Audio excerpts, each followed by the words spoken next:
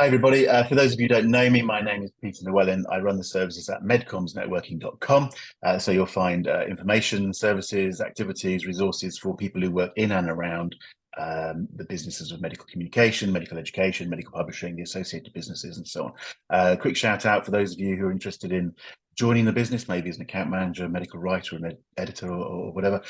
Lots of resource at firstmedcommsjob.com.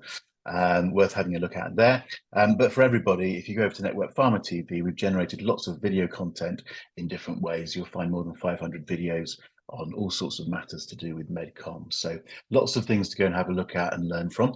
I'm having a bit of fun at the moment. I'm talking to people across the world who are in MedComms. I'm interested in their personal stories, what they're doing. Absolutely delighted today that I'm being joined by Jane. And Jane, I'm going to steal your thunder. So Jane, tell us who you are and where you are. Thanks, Peter. Nice to talk to you.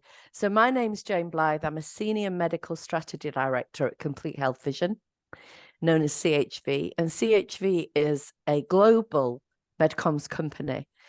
Small company, about 100 people, but part of a larger network. And we're a global company, but we're very much a family. And I happen to be based in Scotland and aligned to the Glasgow office, but we have offices in Chicago and across the world.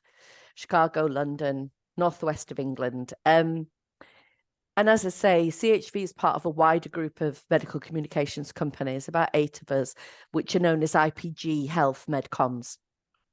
Okay, and that is part of the much bigger IPG group, isn't it? Correct. Sort of a big group behind that. Okay, so look, Jane, what I'm most interested in is the story. Is where did you start? And I think I'm right in saying you started in nursing. So take us back to that, all the way back to nursing days, and where you went from there, and how did you end up in MedComms? It's a really good question. And I studied nursing at university, so I did a degree in nursing, and I loved it and learned a lot of interesting things and got professional qualifications.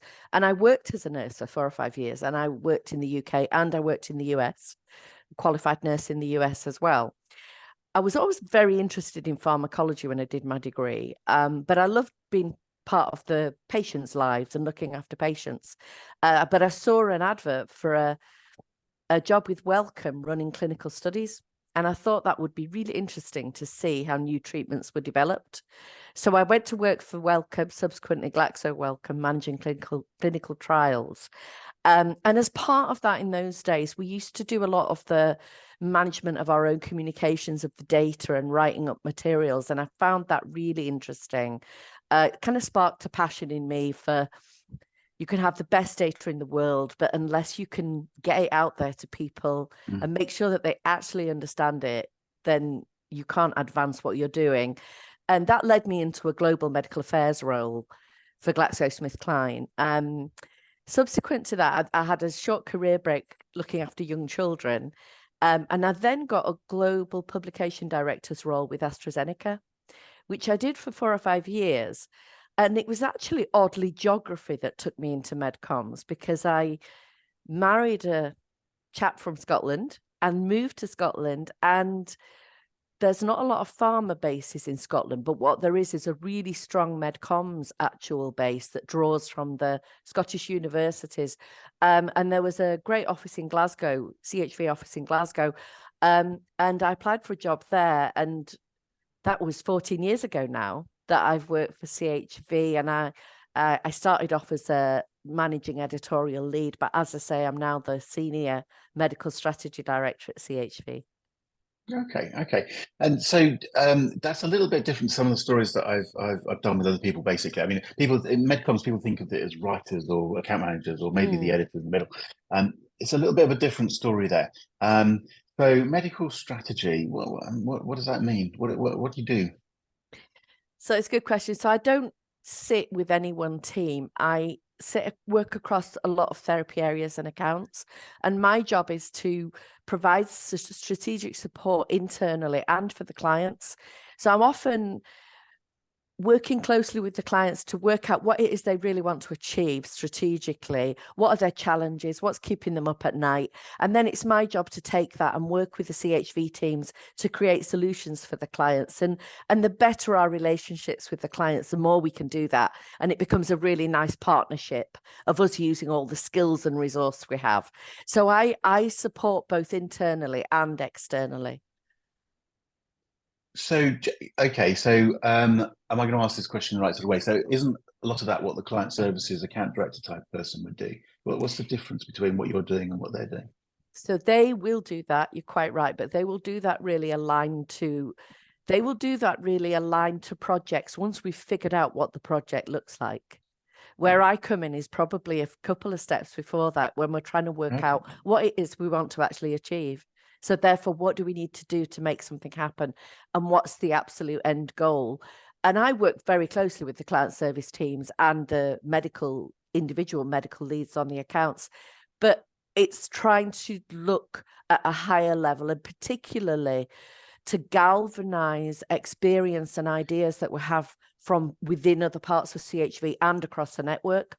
So we're always looking for creative solutions based on knowing what has worked well before and how we can take that and adapt it for a client. So there's quite a strong creative strategic element to what I'm doing now. Okay. And what sort of projects are you working on? I mean, you've got a background in pubs, but as I understand it, you're not, if anything, you're not working in pubs anymore. What sort of gives a sense of the sorts of projects? And I think there's quite a breadth of project work that you would be involved in. Yeah. There is. So to give you an example of a couple of things. So we ran a workshop recently to do some internal training. So medical affairs is where a lot of my work sits. Right. I do consult across all of the work we do, and CHV does work in publications, medical affairs, and medical and promotional medical communications.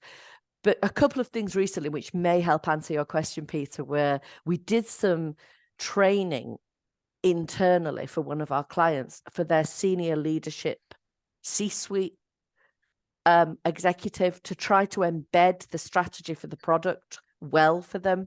And to help do that, we brought in some patients and caregivers and created a day for them to really kind of understand the lived reality of the patients.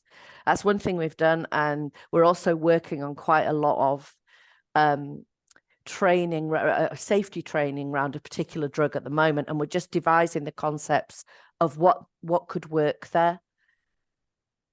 Okay. You mentioned patients. Just as an observation, you've been around a few years, as it were. It's much more about, there's much more of a patient voice in the sort of project work that's going on now, isn't there? Sorry, that wasn't a very well articulated sentence, but you know what I'm getting at, yeah. But it made sense to me, Peter, because you're absolutely right. The patient is absolutely where my passion lies, because I have looked after patients, and I think that patient voice is increasingly important within medical communications. It never wasn't important, but I think it's now becoming much more front and center, and we need to find good ways and better ways of making sure that voice is pulled through.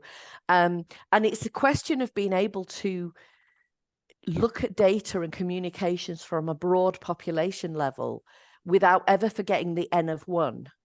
The N of, and it's very true in rare diseases. Rare diseases are rare, but for the person who's got them, it's not rare at all. It's there every day in their life. And that's the lens we need to be looking at things through much more. And it's easy to forget what the pharma industry is capable of achieving. And as working in MedComms, you are absolutely working with them hand in hand. I'm going to digress a bit, Peter. But I actually had a conversation with a friend recently who suffers from ulcerative colitis, and she had struggled for a couple of years, had quite a few hospitalizations. And the last time I saw, she said, I have been put on a new experimental drug and I feel so much better. Everything's so much better. I'm back to being able to do A, B, C, D, E. And it struck me that all we do drills down to that one story. And I think what's lovely about how we work in CHV and across IPG is we do think about that and try and help the the clients also keep thinking about that. And you're right, that patient voice is very central now. It's interesting because it does come through a lot when you're talking to people in medcoms. There's a genuine sense that we're doing something useful, sort of thing. Yes. And that's I think that's worth we can be proud of that, and we can put that message out there and not be ashamed of it. I think that is ultimately what we're trying to do. I'd like to go back, if I may, just very briefly. We skipped over it slightly, but with at AZ, you're at AZ as a publications director, if I've got the term correctly. You're basically a pubs director. Just talk a little bit about that. And what I'm interested in there, I'm assuming, but correct me if I'm wrong, that as the pubs director, you'd have then been working with agencies like CHV. So your responsibility was overseeing strategy and direction, blah, blah, blah. And you would have had writing agencies working with you doing the writing. Am I, again, summarizing appropriately? But I'm sort of, what I'm getting at, if assuming I'm right, is just a little bit of a view on what it's like working within a client company, with an agency, and then crossing to the agency and working back with the client company. Do you see what I mean? I do. So you're absolutely right. I did work with medical communication agencies when I was publications director. And actually having the insight from both sides can be incredibly useful, can be very, very useful. But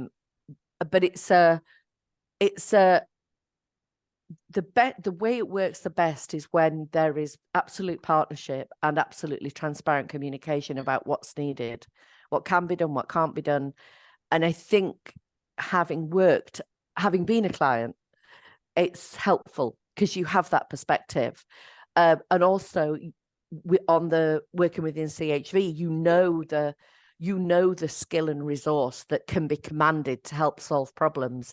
And you know it very well. So you can make sure you articulate that to your clients, because clients may not have ever worked with vendors who can do particular things and they don't know.